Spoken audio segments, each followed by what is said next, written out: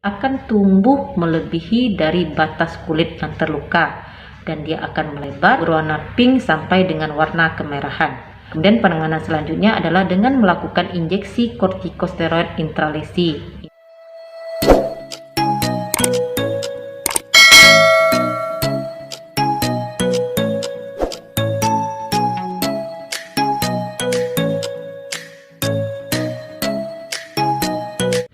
Assalamualaikum warahmatullahi wabarakatuh. Dengan Devi Febriani, saya merupakan perawat yang bekerja di kamar operasi. Kali ini mari kita bahas mengenai keloid.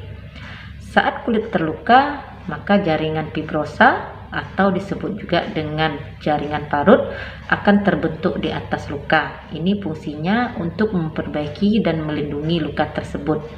Pada kasus keloid, jaringan parut atau fibrosis ini akan tumbuh melebihi dari batas kulit yang terluka dan dia akan melebar dan akan muncul benjolan di atas luka tersebut.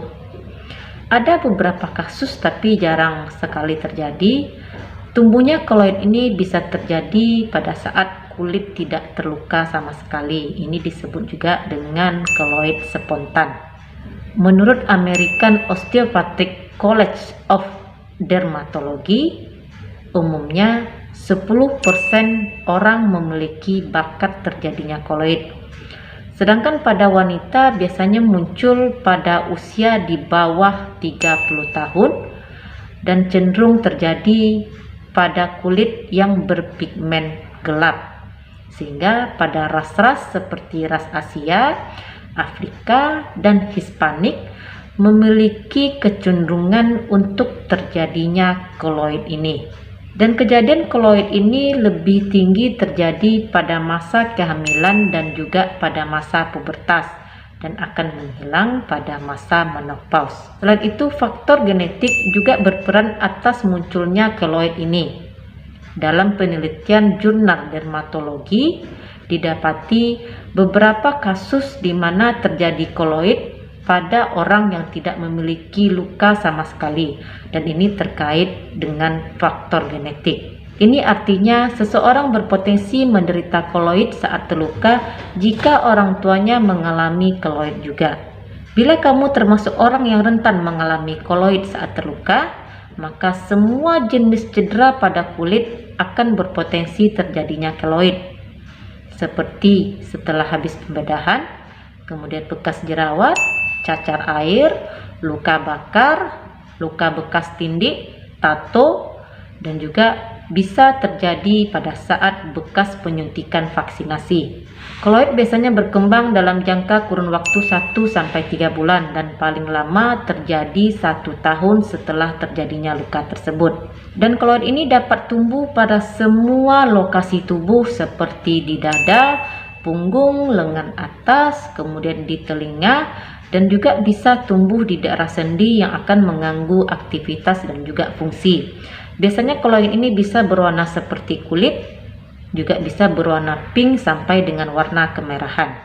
Gejala yang dirasakan oleh penderita keloid ini adalah rasa gatal dan juga rasa nyeri, sehingga berisiko terjadi keloid kembali pada bekas garutan tersebut.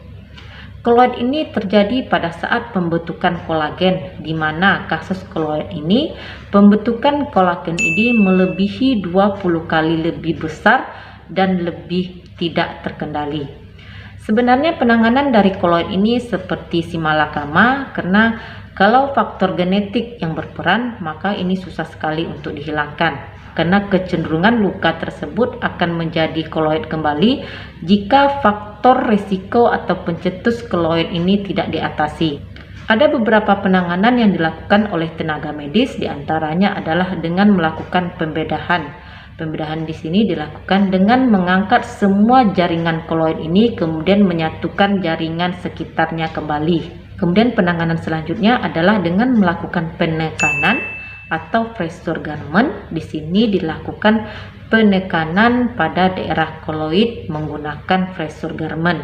Kemudian penanganan selanjutnya adalah dengan menggunakan silikon gel set atau silikon gel, yaitu pemakaian lembar silikon gel atau salep silikon gel.